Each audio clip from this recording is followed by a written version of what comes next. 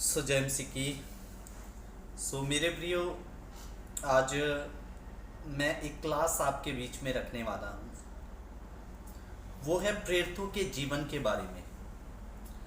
वो इसलिए रखना चाहता हूँ कि उन्होंने परमेश्वर के वचन के लिए कितने भयानक दुखों को उठाया। अभी मणिपुर की घटना में जो भयानक मसीह के लोगों के साथ में हिंसा हुई और वहाँ का मामला अभी ठंडा नहीं पड़ा, तो आपको अभी मैं बता दूं कि बीते दिनों से पाकिस्तान में चर्चों को जलाया जा रहा है, तोड़ा जा रहा है, लोगों को प्रताड़ित किया जा रहा है। मेरे प्रियो, मैं अब भारत देश के सेवकों से हाथ जोड़ के निवेदन करता हूँ। अब ये समय लोगों को तेल, साबुन या पानी का प्रचार करने का नहीं है, क्योंकि आए दिन शैतान बड़ी चालाकी के साथ में हर एक इलाके को विरोध के द्वारा टारगेट कर रहा है। और मेरे प्रियो, अब ये समय जो आने वाला समय है, ये लोगों को आशीषें बरकतें देने का समय नहीं है। लोगों को खराई का उपदेश देकर मसीह के वचन के अनुसार खड़ा करने का है। सताव के बारे में लोगों को सताइए, मसीह में मजबूत करिए। हमारे आने वाले ये जो क्लास है, इसको आप ध्यान से सुनिए ताकि मसीह में आपको बलवंत मजबूत मिले। प्रभु आपको आशीष दे। जरूर इस वचन को सुने आगे। प्रेज लॉर्ड, जय मसीह की सबको। परमेश्वर के नाम की महिमा हो। आज एक बार फिर से सुंदर समय के लिए खुदावंद ने एक बार फिर से आपके बीच, आपके मध्य में आने के लिए समय दिया। मेरे प्यारो, आज का जो विषय है ये है मसीह सेवकों के बारे में, कि उन्होंने मसीह की गवाही के कारण कितने दुखों को झेलते हुए यहाँ तक मृत्यु को भी कबूल कर लिया, लेकिन वचन का प्रचार करना नहीं छोड़ा।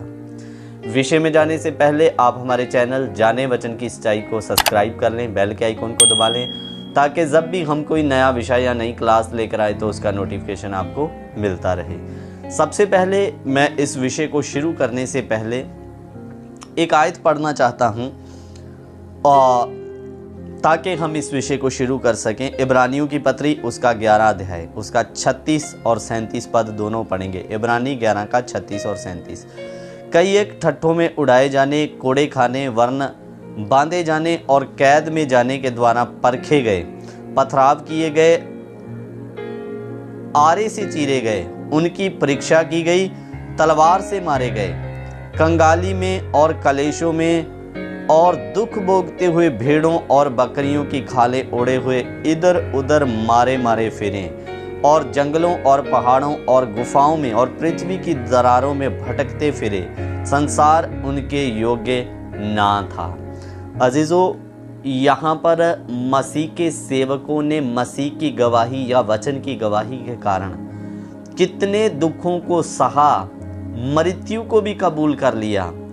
अजीजों, आजकल कलीसिया में बाइबल का खुल के प्रचार ना किए जाने के कारण शैतान को पता है कि योद्धे चाहिए मसीहत में जो पहली सदी के सेवक कार्य करते थे वैसे।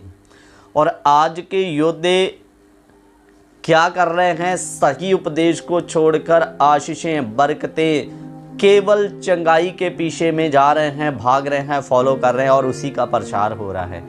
इसके द्वारा जीवन में कोई तब्दीली नहीं आने वाली। इसके द्वारा शैतान का गढ़ नहीं हिलेगा। शैतान का गढ़ हिलेगा जब आप पाप से जो फंसी रूहें हैं उनको मसीह में लाकर आप उनके जीवन को सिद्ध करके उनको परमेश्वर के करीब लेकर जाओगे। मेरे अजीजों, लोग आजकल चंगाई प्राप्त करने के लिए तो लोग तांत्रिकों के पास भी हजारों और लाखों की भीड़ें जाती हैं। अभी बाबा भगेश्वर धाम जी की आप सत्संगों में देखो जाके, वहाँ भी कुछ चिन्ह चमत्कार दिखाए जाते हैं और लाखों करोड़ों में उनके सत्संगों में आपको भीड़ मिल जाएगी। लेकिन अजीजों, मसीह सेवकों का निशाना ये नहीं था। मसीह सेवकों का निशाना था सही वचन का उपदेश लोगों तक लाना और लोगों को सिद्ध करके राज के लिए तैयार करना, इनके लिए उनको अपनी जानें भी देनी पड़ी, उन्होंने दिया। मैं आपके बीच में कुछ बातों को रखना चाहूँगा कि मसीह सेवकों को कैसी कैसी मृत्यु दी गई। उसमें से हमारा थंबनेल था वो था मरकुस, और उसको भी हम बताएंगे कि मरकुस को कैसे प्रभु के वचन की गवाही के कारण मारा गया। मेरे अजीजों, सबसे पहला मसीह में या मसीह के वचन के कारण सबसे पहला शहीद सेवक परमेश्वर का दास है स्तिफनुस, जिसको पत्थर या पथराव करके मसीह की गवाही देने के लिए मारा गया। उसको ज़्यादा प्रचार करने का मौका नहीं मिला, एक ही प्रचार किया, पाप के विषय में चेताया और यीशु के बारे में बताया, और एक ही प्रचार करके वो मसीह में पहला शहीद बन गया और पथराव करके लोगों ने उसे मार दिया गया। नंबर 2, दूसरा है मत्ती को लोगों ने टुकड़े करके मार दिया, पेर्शिया के लोगों ने।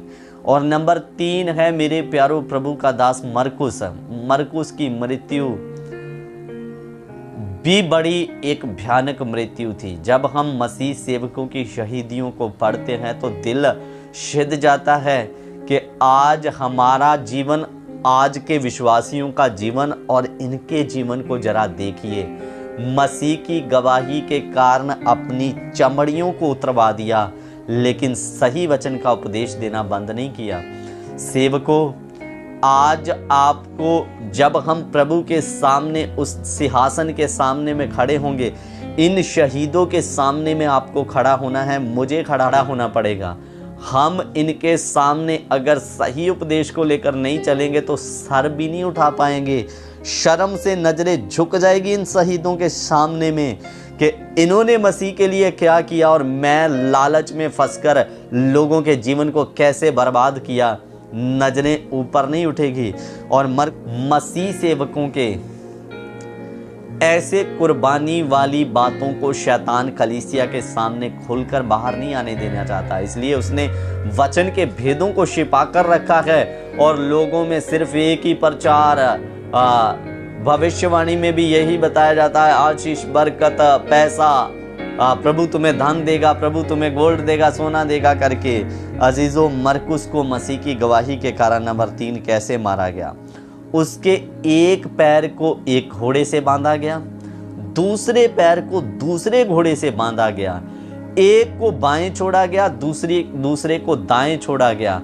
और वो जब घोड़े रफ्तार से भागे तो प्रभु का दास मरकुस बीच में से 2 फाड़ हो गया, कपड़े के जैसे। जैसे किसी कपड़े को बीच में से चीर दिया जाता है, ऐसा प्रभु का दास मरकुस बीच में से 2 फाड़ हो गया, 2 टुकड़ों में हो गया घोड़ों के द्वारा। मेरे अजीजों, ऐसे शहीदों के सामने में खड़े होना,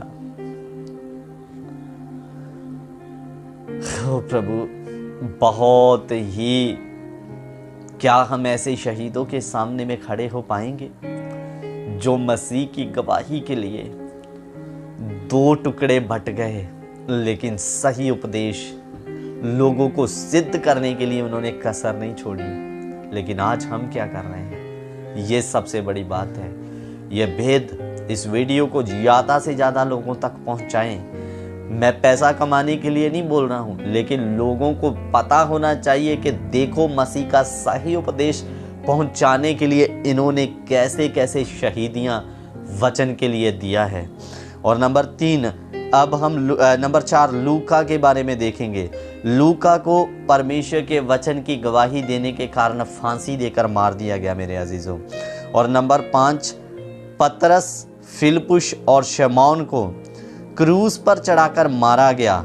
शमौन जो चमड़े का काम करता था, पतरस को भी शमौन कहते थे, लेकिन ये वो शमौन है जो चमड़े का कार्य करता था। इन तीनों को क्रूस दिया गया और पतरस को सीधा नहीं उल्टा क्रूस दिया गया, क्योंकि पतरस ने ये खुद डिमांड रखी थी, मैं मसीह के जैसा क्रूस पर नहीं चढ़ना चाहता, मेरा सर मेरे मसीह के पाँव में होना चाहिए। इसलिए उसने उल्टे क्रूस का मांग रखा और उसको उल्टा क्रूस पर चढ़ाया गया।